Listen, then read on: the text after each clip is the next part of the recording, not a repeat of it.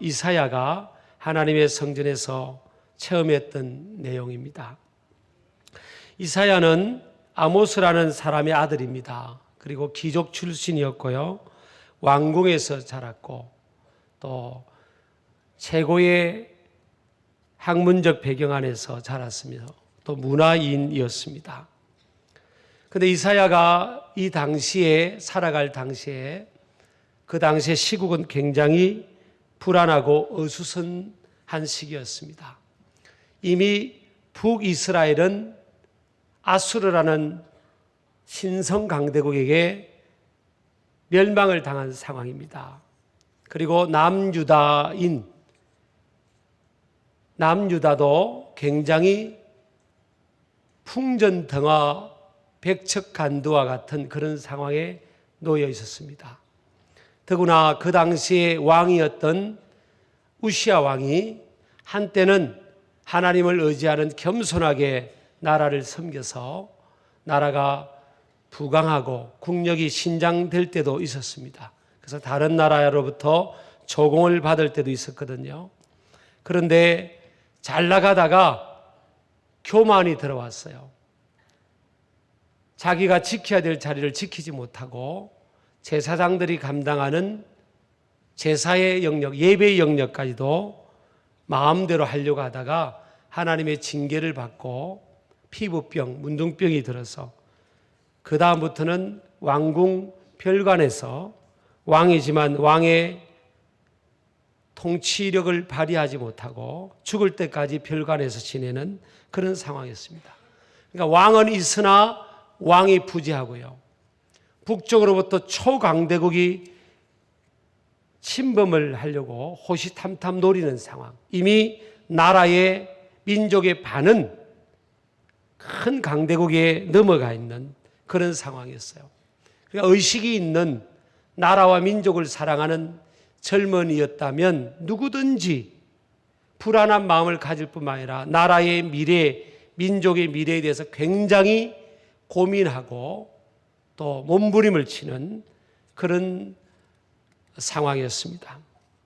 그러나 이사야라는 이 젊은이가 의식이 있었고 개인적으로는 많은 것을 갖춘 젊은이였지만 그 한 사람이 어떻게 할 수 있는 여력이 없었어요. 그래서 자신의 미약함을 그는 깨달았습니다. 그가 할 수 있는 것은 성전을 찾는 것이었습니다. 그래서 오늘 6장 1절에 보면 이사야가 성전을 찾았던 내용이 나오고 있습니다.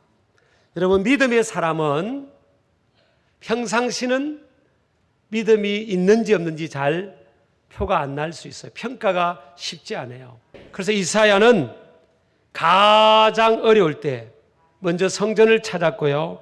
가장 어려울 때 그 성전에서 오히려 어떤 일이 났죠? 하나님을 만나게 됩니다. 좀 띄워주셔도 되겠습니다. 이사야는 가장 어려울 때 누구를 만났다고요? 하나님을 만나게 됩니다. 자, 따라합시다. 이사야는 가장 어려울 때 오히려 하나님을 만나게 됩니다. 여러분, 믿음 있는 사람은 어려울 때 하나님 만납니다. 하나님이 선택한 사람들은 어려울 때 하나님 만나요. 자, 저와 여러분을 가만히 돌아보세요. 또 이웃 사람을 돌아보세요. 언제 하나님을 만나고 체험했죠? 그래서 하나님께서 시련이라는 이 통로를 통해 우리들을, 하나님의 백성들을 만나고 싶어 하는 거예요. 하나님께서 전능하시지만 전능하신 하나님을 엘샤다이라고 하죠.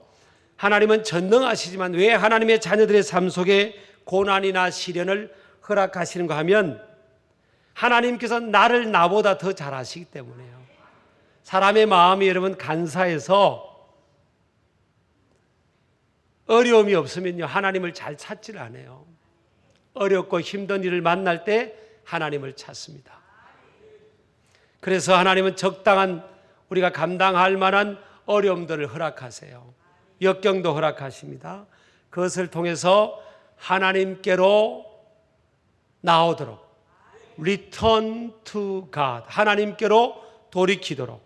그래서 하나님께서 예비하신 이 세상이 알지 못하는 하늘의 신령한 은혜를 경험하도록, 또 우리의 성품을 만들어 가도록, 우리의 믿음을 정화시키도록 하기 위해서 감당할 만한 어려움들을 허락하시죠. 이것이 민족적 어려움이든 가정적 어려움이든 개인적 어려움이든 교회적 어려움이든 하나님께서 허락한 어려움들을 통해서 우리를 하나님 앞에 바로 세우기를 원하는 거예요. 세 번째, 우리 이사야는 어디에서 하나님을 만나게 되죠? 오늘 6장 1절에 보면 따라합시다. 성전에서 하나님을 만나게 됩니다. 우리 1절 한번 읽어보겠습니다. 우시야 왕이 죽던 해에 내가 본즉 주께서 높이 들린 보좌에 앉으셨는데 그의 옷자락은 성전에 가득하였고, 우시야는 답답하고 괴로운 마음, 나라 민족을 걱정하는 마음을 가지고 어떻게 할 수 없어서 하나님의 성전을 찾습니다. 언제죠? 우시야 왕이 죽던 해입니다. 왕이 지금 부재 중인 상황이에요. 국가적으로는 굉장히 혼란에 빠져 있고 외세의 침입의 큰 위험 속에 있는 이 절박한 상황에서 이사야는 성전을 찾습니다. 어떤 이 문제를 가지고 하나님 앞에 응답을 받기 위해 성전을 찾습니다.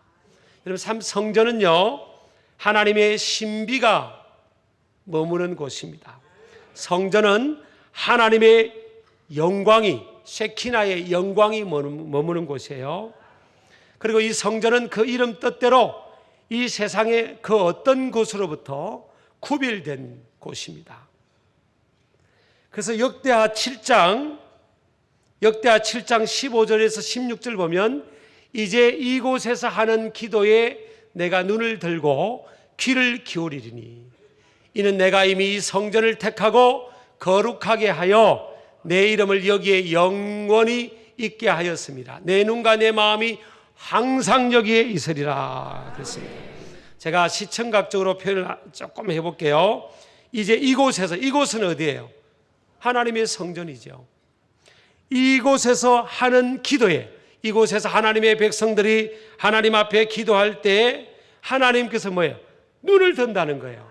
평상시에 하나님은 가만히 계시다가 성전에서 누가 기도하면 눈을 번쩍 들고 누가 기도하나 이렇게 눈을 든다는 거예요. 그리고 귀를 기울이신다 그랬어요.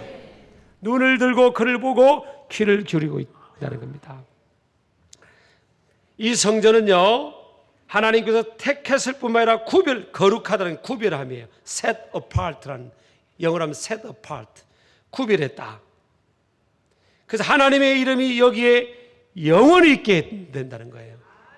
세상의 다른 건물은 하나님의 이름이 있지 않아요. 어떤 아름다운 빌딩이라서 와, 하나님이 기뻐하시는 빌딩, 하나님의 이름 이렇게 하지 않잖아요. 유독 성전, 십자가가 있는 성전만 하나님의 이름이 영영히 이 이름이 있게 하리라.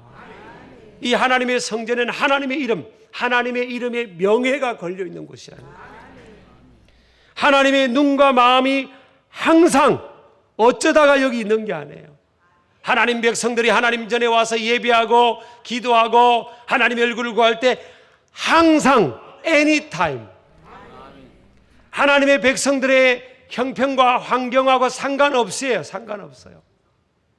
항상. 여러분, 자녀들이 밖에 갔다가 집에 들어오면 어릴 때 아이들 중에는 보면요, 옷을 깨끗하게 입혀놨다가 놀다가 집에 들어오면 옷이 막 먼지 구더기가 된 아이들도 있죠. 그래서 띵동띵동 엄마 아빠 하고 이렇게 들어오면 아이들을 보잖아요. 그것처럼 하나님의 성전에 하나님의 눈과 마음이 항상 이곳에 있는 거예요. 여러분, 그 성전은 주의 이름을 영원히 있게 하기 위한 하나님의 거룩한 선택으로 구별된 곳이다 하는 것을 믿으시길 축복합니다. 자, 이사야가 하나님의 성전에서 하나님을 찾다가 뭘 봤죠? 환상을 봤는데 주께서 높이 들린 보좌에 앉았다. 1절에 보면 주께서 높이 들린 보좌에 앉으셨는데, 1절 다시 띄워주셔도 되겠어요. 내가 본즉 주께서 높이 들린 보좌에 앉으셨는데, 자, 주님이 어디에 앉으셨죠? 높이 들린 보좌예요. 보좌는 하나님의 통치권이 있는 자리입니다. 주님이 뭐예요? 이 세상과는 비견할 수 없는 높은 곳에 계셨어요. 온 세상을 보시고 온 우주를 보세요. 또 저와 여러분과 하나님 백성들과 모든 나라와 민족과 모든 개인 한 사람 한 사람까지도 하나님께서 보시는 거예요. 인간과 비견할 수 없는 곳에 계시는 그분입니다. 그래서 여기서 주라고 표현되는 이 하나님은 히브리어로 아도나이입니다. 아도나이. 통치하시는 분. 온 우주 만물의 주인 되시는 분. 아도나이 주가 되시는 분이에요. 그분의 옷자락이 어디에 있죠? 성전에 가득하였고 그럽니다. 엘샤다는 아까 말한 것처럼 전능하신 하나님. 하나님 여호와 하나님의 이름이 여러 있어요. 엘로힘은 창세기 1장에 나오는 엘로힘은 창조주 하나님을 말합니다.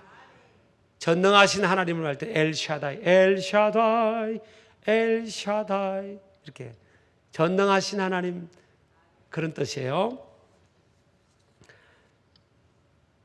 온 우주를 통치하시는 높이 들린 보좌에 앉으신 그분의 옷자락이 옷의 가장자리가 성전에 가득했다는 겁니다. 이건 무엇을 의미하는가 하면 첫 번째로 성전은 하나님의 보호가 있는 곳이라는 겁니다. 여러분 만약에 이 추운 겨울에 옷을 안 걸치고 밖에 나가보세요. 단번에 몸에 이상이 생기잖아요. 이 옷이라는 것은 뭐예요? 그를 보호해 주는 거예요. 그를 보호해 주는 겁니다. 우리를 보호해 주는 겁니다. 그래서 하나님의 성전에 주의 옷자락이 가득했다. 이것은 뭔가 하면 하나님의 성전에 나오는 인생들은 하나님의 보호를 받는다는 거예요. 저와 여러분이 하나님의 성전에 나오면 이곳으로부터 하나님의 보호를 받는 겁니다. 하나님의 도우심을 받는 거예요. 아멘 하시기 바랍니다. 두 번째, 이 성전은 옷은 뭐예요? 옷은 가려주잖아요. 좀 유치한 거지만 옷으로 우리가 적당하게 가렸잖아요. 그렇죠? 옷은 우리의 허물을 가려주는 겁니다. 하나님의 성전으로 나오는 인생들은요, 그 어떤 죄를 지었고 허물이 있더라도 하나님께로부터 그 허물이 가려지는 은혜와 은총을 받습니다. 아멘 하시기 바랍니다. 허물도 가려주시고 치유와 회복케 하시는 주의 은혜가 이 성전을 통해서 경험되는 거예요. 여러분, 성전은 세상에 있는 어떤 건물하고 건물 중에 하나가 아니라는 거예요. 이곳에 하나님의 영광이 충만하기 때문에 이곳에서 회복을 경험하고 영혼의 회복을 경험하고 육체의 회복을 경험하고 마음의 치유를 경험하고 관계의 회복을 경험하고, 어떤 사람은 세상에 나가서 쓰러지고 실수하고 넘어지면 교회를 잘 안 나오려고 하는 사람이 있어요. 그 마귀가 준 생각이에요. 아유, 나 같은 게 교회 나가봐야 뭐하냐. 그리고 이제 교회를 점점 멀리하는 사람도 있어요. 그건요, 잘못된 생각입니다. 세 번째로 여러분, 성전은 인생의 모든 문제를 하나님께로부터 해결받는 곳입니다. 이사야는 성전에 와서 그의 문제를 해결받았잖아요. 저와 여러분도 하나님의 성전에 오면 문제를 해결받아요. 자, 오늘날 보면 2700년 전에 이사야가 성전을 찾아서 하나님을 만났잖아요. 우리 믿음의 선배, 한국교회 믿음의 선배들도 보면 얼마나 야성적인 믿음을 가지고 먹고 살기 힘들고 바쁘고 힘든 그런 시절을 보내면서도 하나님 성전을 찾고 새벽 공기를 가르면서 성전을 찾고요. 주일을 온전히 성수하고 공예배 생활을 잘하고 있습니다. 그래서 하나님께서 이만큼 한국교회가 부흥하고 이만큼 우리나라 민족이 복을 받은 거예요. 우리 신길 가족들은 하나님의 성전 중심으로 사시기를 주의 이름으로 축복합니다. 저는 오늘 한국교회 문제는 제가 감히 한국교회를 논할 수는 없지만요, 믿음의 선배들이 쌓아놓은 이 야성, 성전을 중심으로 살아갔던 이 야성이라는 것은 어렵고 거친 상황을 헤쳐나가는 강한 영성이잖아요. 이게 너무 약해진 겁니다.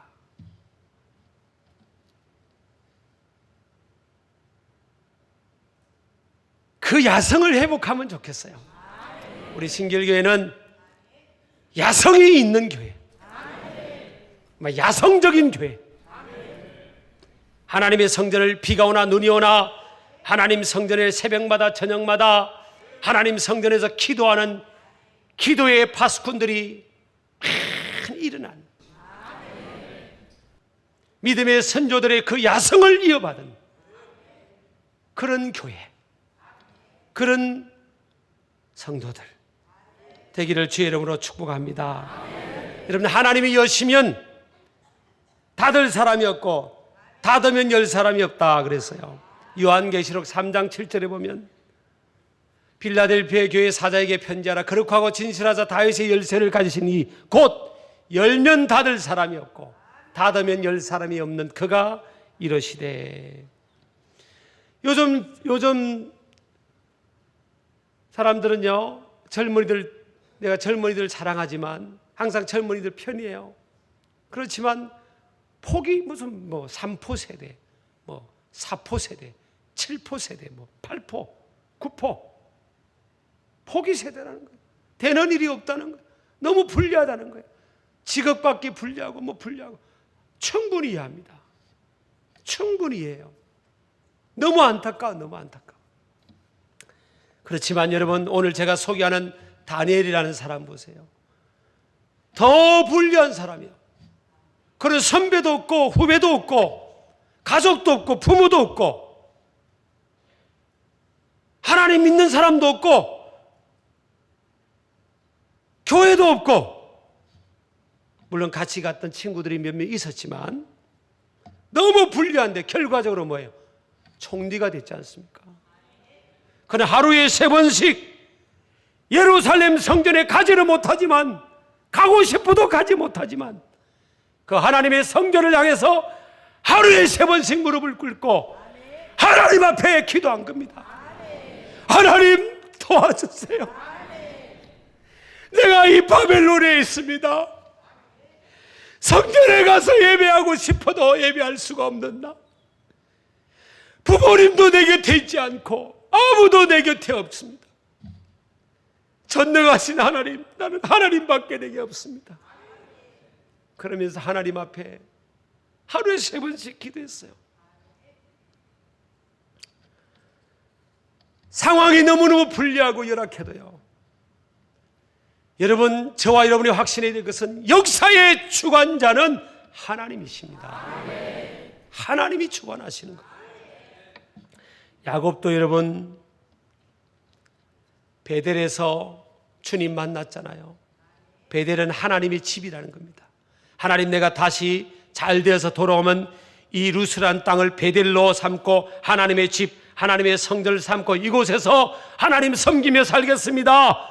근데 20년이 지나서 하나님이 마음껏 축복하시는데 그런 약속된 11조도 안 하고 그곳에 베델에서 성전 짓고 하나님을 섬기지도 안 했어요. 오히려 형이 무섭다고 세겜 땅에서 생활했습니다. 그래서 가정에 비극이 찾아오지 않습니까?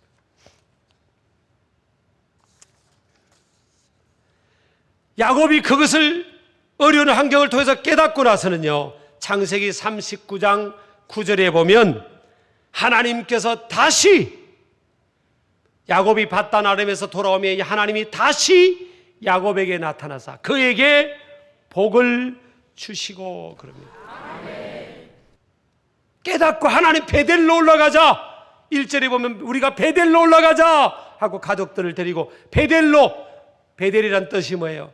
벳은 집이고 엘은 하나님. 베델, 하나님의 집, 하나님의 교회, 하나님의 성전. 우리가 하나님의 성전으로 올라가자. 하나님의 성전으로 안 올라가서 우리가 이런 문제가 생겼구나. 깨달은 거예요. 사람은 깨달아야 되는 겁니다. 그리고 하나님의 성전으로 올라오니까 하나님이 다시 야곱에게 나타나시고 다시 그에게 그전처럼 복을 주시고 그러잖아요, 여러분. 시편 92편 12절에서 14절까지 보면 의인은 종려나무같이 번성하며 레바논의 백향목같이 성장하리로다. 이는 뭐예요? 이유가 뭐죠? 여호와의 집에 심겼으며 우리 하나님의 뜰 안에서 번성하리로다. 그는 늙어도 여전히 결실하며 진액이 풍족하고 빛이 청청하니 그랬어요. 비결이 뭐죠? 여호와의 집에 심겨져야 됩니다. 하나님의 집에 심겨지니까 하나님의 뜰에 심겨지면 종려나무같이 위로 올라가고 장수하고 백향목까지 값비싼 인생이 되고 하나님이 그렇게 축복하시는 거예요. 여러분 이걸 알아야 됩니다. 비밀은요 하나님의 성전이에요. 신길성결 가족들은 오늘 말씀처럼 주의 옷자락이 가득한 이 성전을 더 사랑하는, 정말 누구보다 올해는 저는 담임 목사로서 여러분 큰일 하세요, 더 많은 일 하세요 보다도 하나님의 성전에 와서 예배 드립시다. 기도하는 것 성공합시다. 이것만 해도요 하나님이 도와주실 겁니다. 하나님이 역사하실 거예요. 그래서 올해는 더욱더 하나님 성전 중심으로 누구보다 성전을 사모하는 저와 여러분 되기를 주의 이름으로 축복합니다.